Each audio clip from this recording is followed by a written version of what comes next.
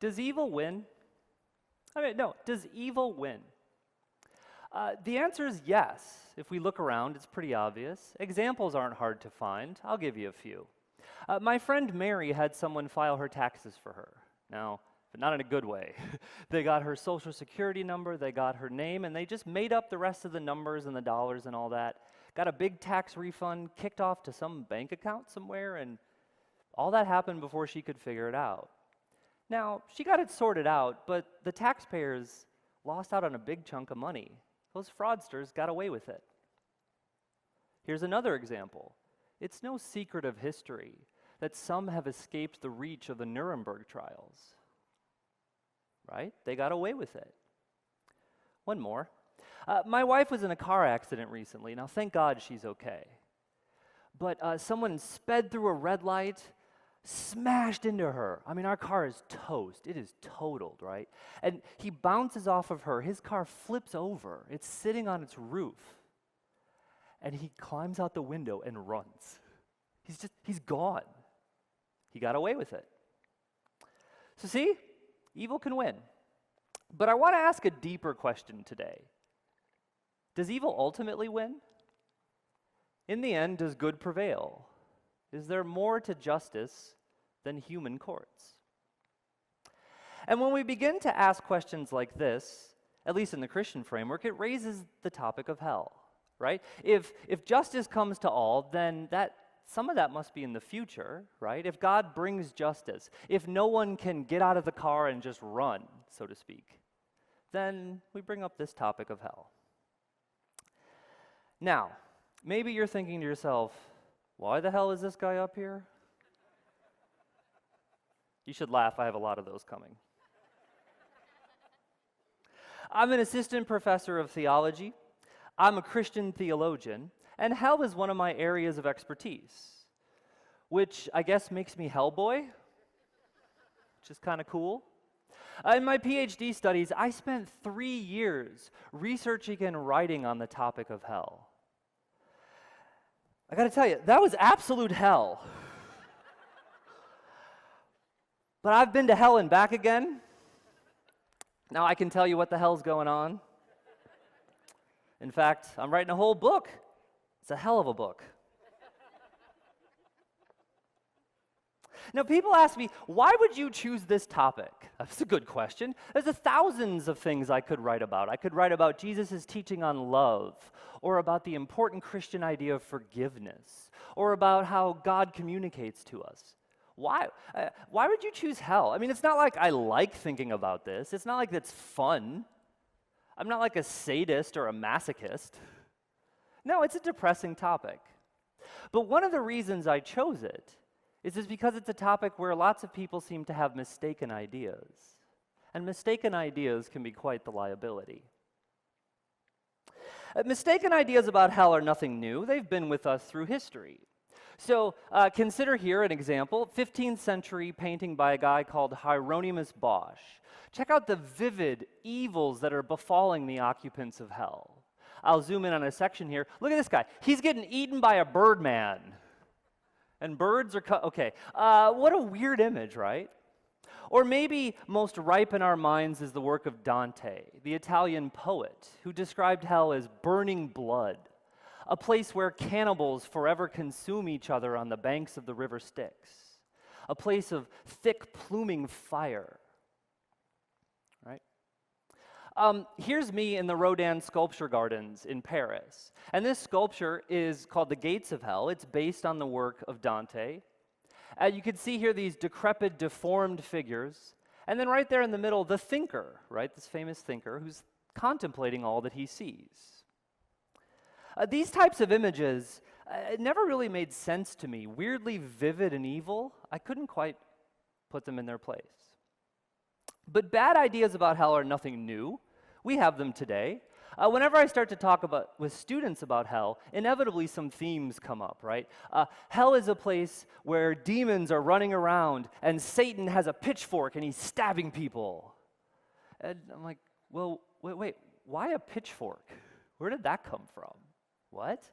I did a Google image search for devil and hell. I got a lot of Halloween costumes. Check out this one here. Ah! I'm like, what the hell? It's a little scary. We seem to think that hell is this place of evil, this place of fire, with underground caves and lava lakes, this medieval torture chamber where cruel punishment is inflicted. But I think my favorite is when I did a Google image search for hell. Lots of weird stuff comes up. You get this imagery here of this demon figure. That's okay. This one's really kind of scary. These people are melting. I'm not sure what's going on there. My favorite, I don't have the copyright, so I can't show it to you, but my favorite picture was this charred wasteland in front. And there's this big gate, and on the other side of the gate is this huge, towering fire inferno. And on the gate it said, H-E-L-L, hell. And when I saw that image, I thought, so wait, is like English the official language of hell? That's probably about right, actually. And what about people who don't speak English, right? Like, they can't read the sign. How are they going to know where they are? Or maybe it'll just be obvious, but then why would you even put up a sign? I don't know. None of it made sense. We seem to think that hell is this evil place, a torture chamber where demons have authority to inflict random cruel pain on people. And my challenge is this: is that the right way to think about it? About a year into my Ph.D. studies, my wife had a sinus infection that turned into a ruptured eardrum. It's very painful. At the time, she was pregnant, and so her treatment options were limited, right? She just had to ride it out. And I remember her lying in bed, writhing in pain. I mean, twisting and turning in anguish.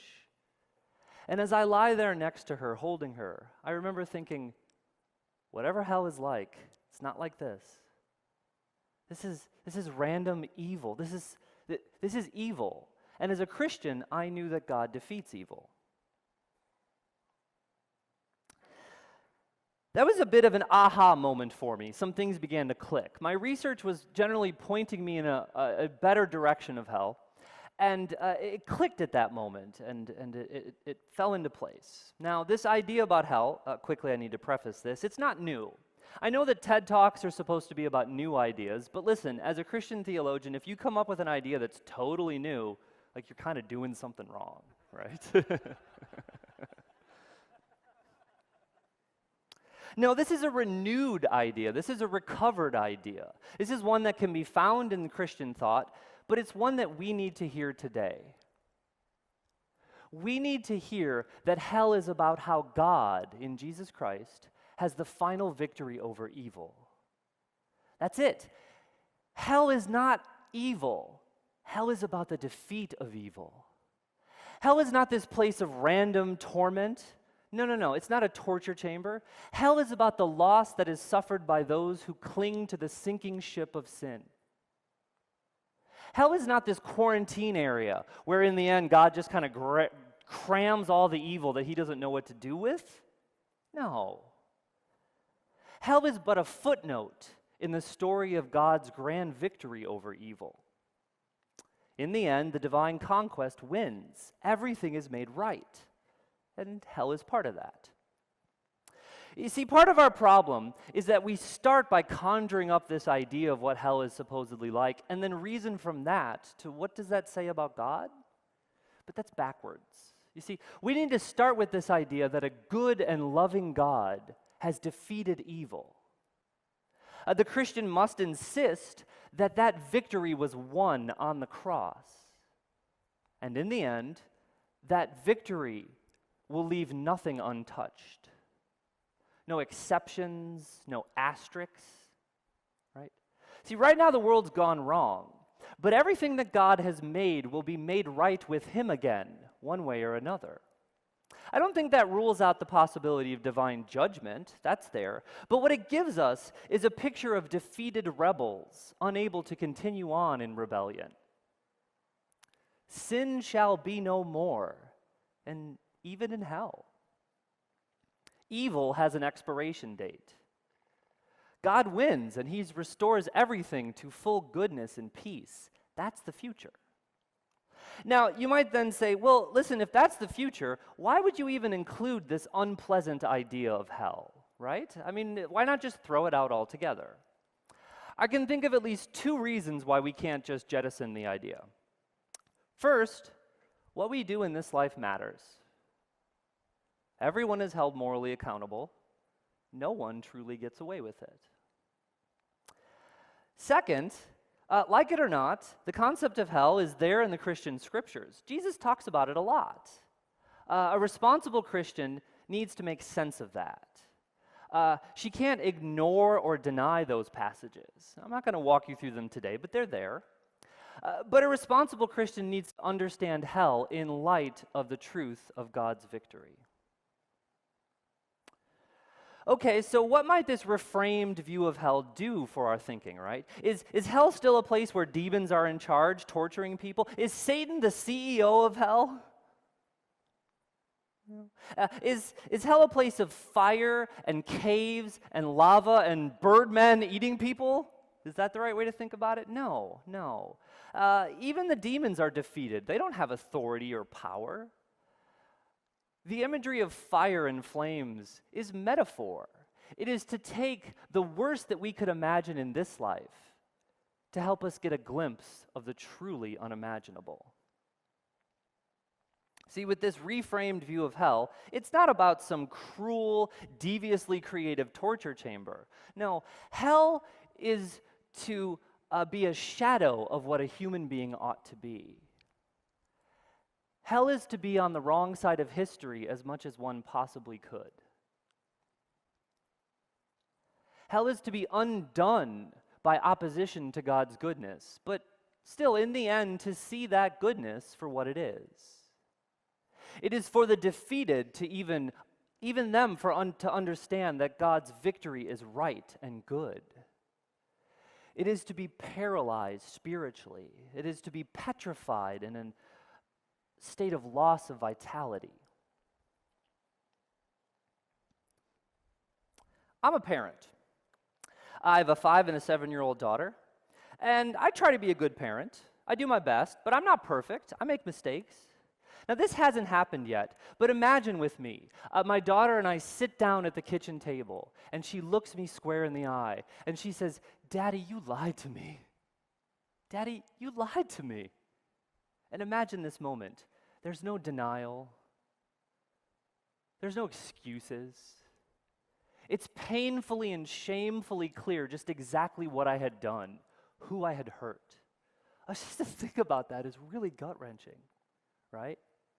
Now, I'm thankful to God that in that moment, I could apologize to her. I could promise to never do it again. I could ask for her forgiveness. But listen, imagine if that option were no longer on the table.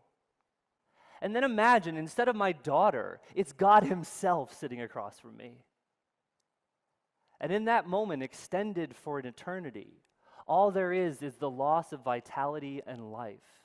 All there is shame and regret. Unlike my wife writhing in pain from her eardrum, that's something that I can make some theological sense of. That's a little heavy. That's a hell of an idea, right? I think that this renewed idea of hell is one that is more faithful to Christian scripture and to Christian thought. I think it's running through the Christian tradition, but let's go, so what? What difference might this make? Well, first, this means it's part of a picture, a part of a very encouraging picture, one that can satisfy our sense of justice, right? It gives us a glimpse of what the world should look like, what the world will look like. Evil loses, God wins, no exceptions. Even in hell, the stains of creaturely rebellion are vanished. It's no cruel torture chamber. No, sinners are defanged. Everything is made right.